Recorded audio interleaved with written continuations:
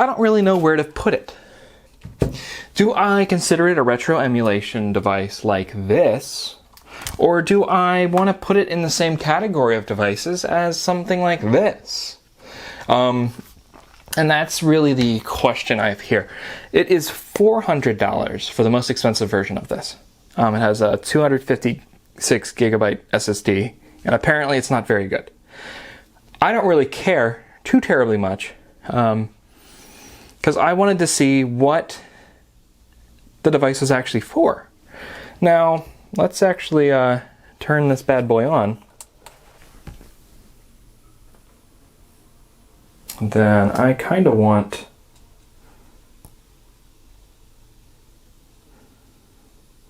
the brightness to turn up.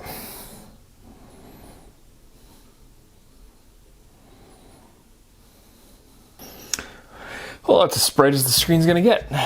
So we're gonna have to adjust my setup here when we do actually get to playing games on it. So, like the other systems, you have your D-pad, face buttons, analog sticks, home button here. You have a Windows button here, start select. You have a keyboard button here, and a mouse/controller switch for the analog stick, and the overall control method here. So then you have L2, L1, R2, and R1. You have a USB Type-C and a USB Type-A port. I do like the fact that there's an A port here. It has a reset button here like you do on the one of these systems here. It's actually kind of neat. Shouldn't be needed, but it is there nonetheless. So you're probably wondering now, what kind of games can we play on that? So let me turn the lights off here, and let's get into our first game. Alright, here's a game that you guys might be familiar with, Wreckfest. Now, on the iNeo, it runs the game perfectly fine at medium settings, at 800p. And the Steam Deck runs pretty well at high settings at 800p. Now, I thought, okay, there's 5 less cores on the Win 600 than there is on the iNeo and the Steam Deck. So I thought, hey, it might be a little difficult, but we should be able to play this just fine, right? So let's go into a custom event here. And let's just do just one of the simple tracks here.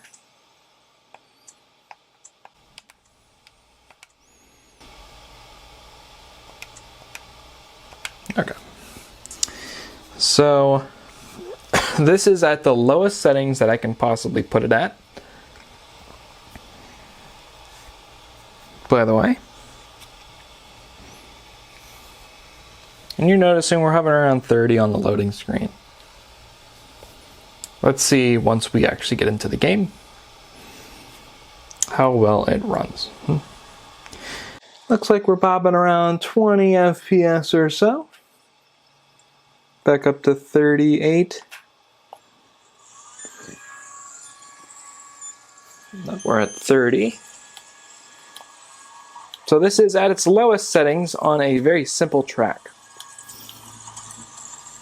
It is dropping. Its frame time is not very good.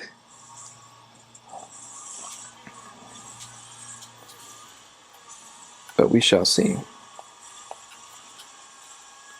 how this goes.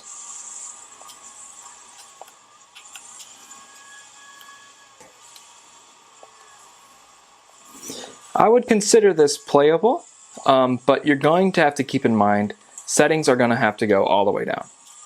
And if anything is in the background, you're going to have to make sure that you have to close it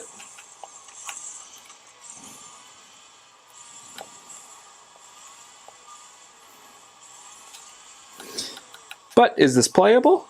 Yeah. Could you get by with this? Playing this game if you wanted to play it? Maybe. It does go all the way down into the low 20s. Low 20s being like 21 FPS. And as things get more chaotic, your average frame rate is going to go down quite considerably, actually.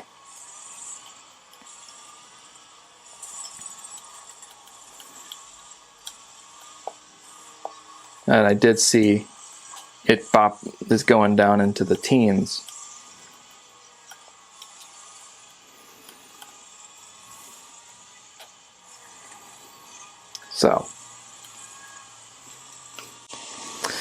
So with that being said,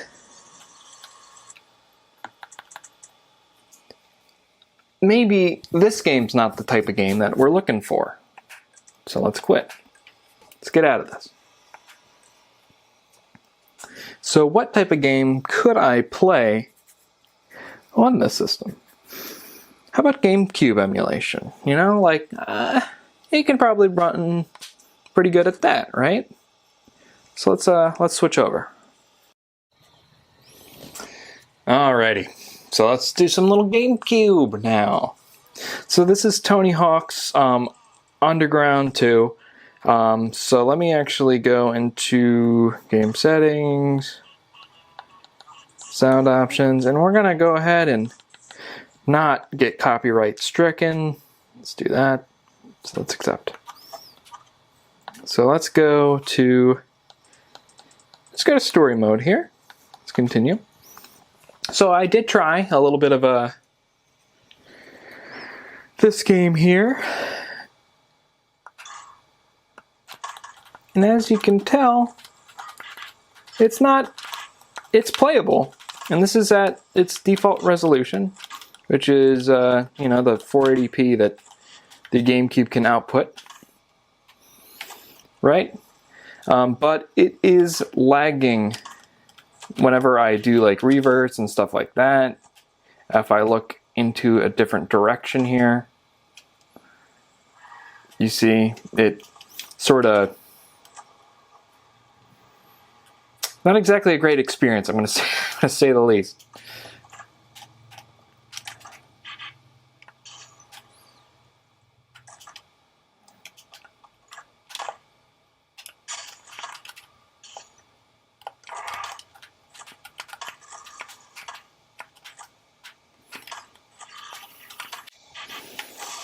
Yeah, it's alright.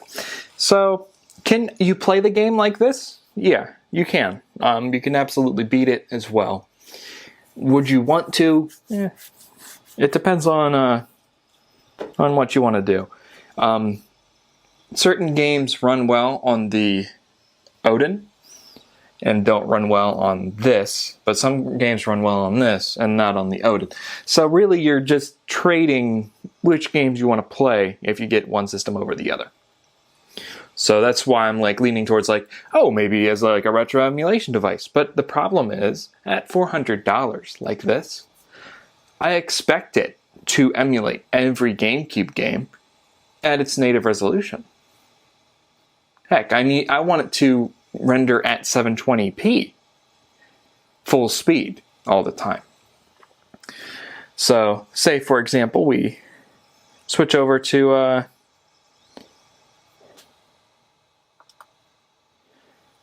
another GameCube game.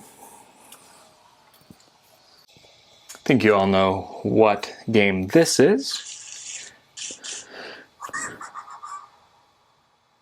Super Mario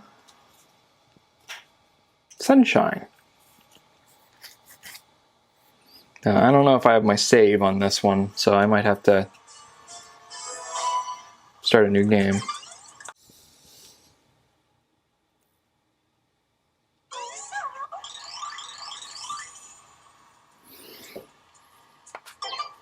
Alright.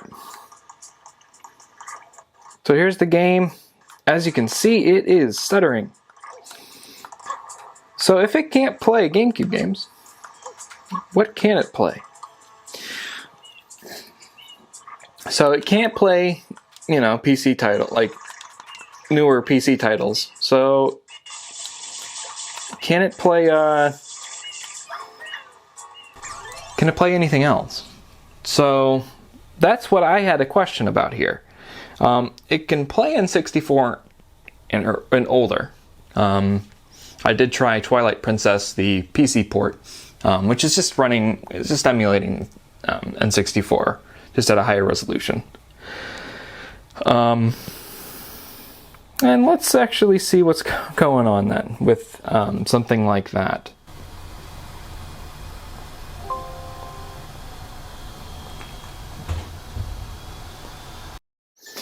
Alrighty, so let's try some N64, you know? This is the port of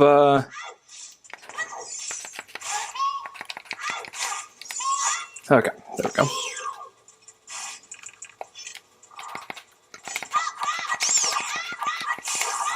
Alright. There we go. And it runs pretty well. Of course, it says it's running at 20 FPS. That is, I believe that is incorrect, at least from what I feel. It runs pretty well. So if you're looking to play something like this on the go, it runs good. So I was like, what about other PC port type things? So I was playing Tony Hawk's Underground 2 there. What if I could play Tony Hawk's Underground 2 on the system, but just play the PC version instead? And that got me wondering, what about the first Tony Hawk's Underground? I know it's not going to play the GameCube, the emulation on this is not going to be able to do that. So I decided, hey, why don't I do something here? Alrighty. So here is some Tony Hawk's Underground PC version gameplay here. So playing the GameCube version of this game on Dolphin just simply won't work. You saw how it was in Tony Hawk's Underground 2. Imagine that, but instead you're going to be seeing about 40 FPS constant. That's not playable any way you stretch that. You are running at a really, really bad speed. But here, 60 FPS, and because it's a PC version, if it drops a frame, it doesn't change its speed. All right.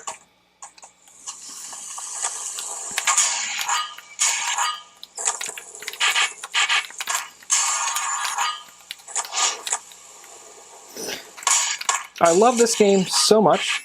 It's one of my all-time favorite games and my favorite Tony Hawk game overall. Now,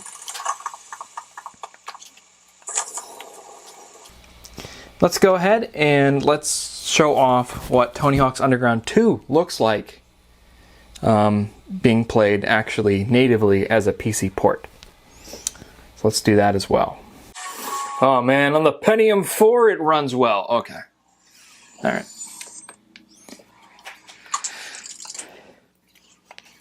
So that gives you the age of this game. And the fact that it plays shouldn't be any surprise. But that's the type of games that we would expect to be playing now. Of course. So let's let me talk while I do this so that I don't get copyright stricken, you know. I don't want to, you know, have a copyright claim on my channel. There we go. Let's avoid that. All right. So it's no wonder that this game would run, right? It's an old PC game, but just look at the way it runs. So we're in Boston again, right? Bobby B. And the game looks better. It has native, you know, 480p, textures and shit on it, which is pretty good. which is pretty good. And unfortunately the frame rate counter can't actually see, but this is not changing its speed as frame rate varies. I'm not seeing any frame rate variation anyway. So it's safe to say that this game runs fine. You're just gonna have to get used to, obviously, button prompts being not mapping to your controller. So let's actually get out of this game and let's switch over to a more modern game. Let's just say that.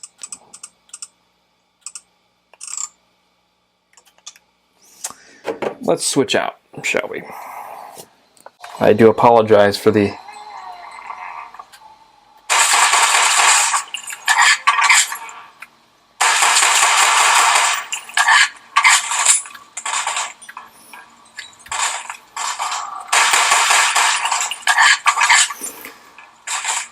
So I actually have to hold it this way. It's kind of weird to hold it like this, but it's playing pretty good, all things considered. And unfortunately, I'm probably gonna not get very far in this.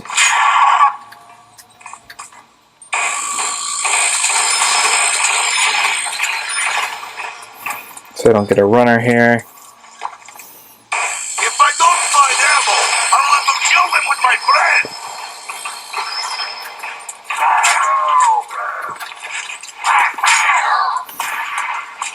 But yeah, so clearly Call of Duty Black Ops has no issue. So let's quit on out.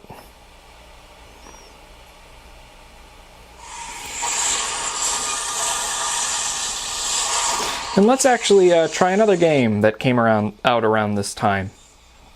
A game that I am quite fond of. Oh boy.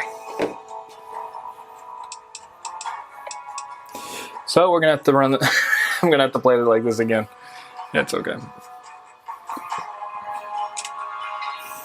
It'll be enough to get the point across, really. So this is going to be at ultra settings, 720p native resolution. Yeah, it's playing around 30 FPS or so. No anti-aliasing, you don't need that.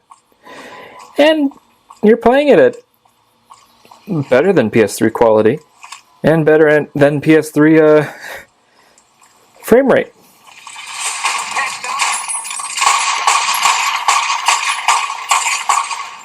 Go back, guy. Alright, let's see if I can...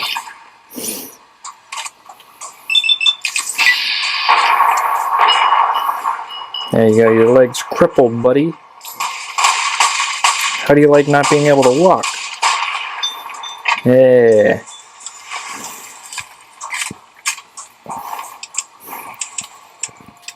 But this plays perfectly fine as well, so that leads me to my final thoughts on the system. Is it worth it?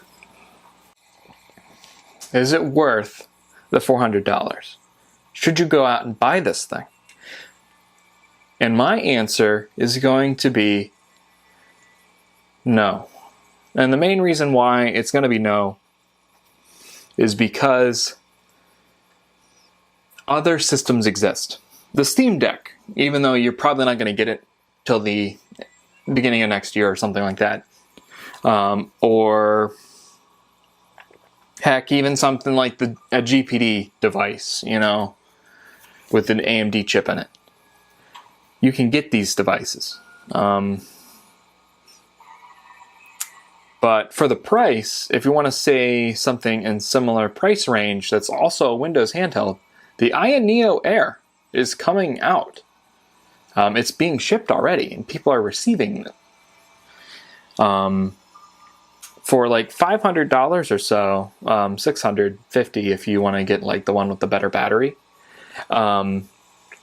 you'll get at least double the performance if it just scales via that GPU. However, because this is single channel RAM in the system, and it has like a dual core with 4 threads, the Aya Neo Air, even the base model, like the $500 one, is going to blow this thing away. Completely blow it away. And you can see benchmarks to prove it. If you were to check, say, Russ from Retro Game Core or Taki, they have videos already of the 5560U variant of the Aya Neo Air. But if you wanted something in stock that's technically something retail, I guess you could buy this. It will ship to you in about a week and a half. But I might actually look somewhere else. And that has been the video on the system here. Let me turn that light back on here. And then turn this down a little bit. There we go. So that has been the video on the, the Win 600. I don't recommend getting it, but if you were to get it, it's not the worst system in the world. You can still play games on it. You just have to dial your expectations accordingly. It is not as bad as a Win 2 or... and hey, you're not going to be dealing with the driver woes of the Intel chip devices. So it has that going for it, I guess. You can play Sonic Origins on it. Sonic Origins fails on Intel chips for some reason. But I'm almost to 500 subscribers. I just have 85 or so left to go. If you want to see something very specific with this system, I will be taking requests to play whatever games you really want me to try on this. And I will also be opening those requests up to the Aya Neo 2021 as well, because there's a lot of people with that device as well. And I just wanted to make sure I get some feedback here. So if I get to 500 subscribers, I can do community posts, as I mentioned in my previous video. That will be able to allow me to gauge what you guys want to see and allow me to get content out that you guys actually want to see quicker. I'll still do videos that I want to do. Like I absolutely want to review the Aya Neo Air that's going to be coming to me at some point, and the AOK Zoe A1, which I also will be reviewing sometime next month. Maybe it might be October. We never know. We might not know exactly when that device is going to ship, but I know the Air is going to be given to me next month at some point. So keep tuned on that. And like, subscribe, and all that good shenanigans. Peace out.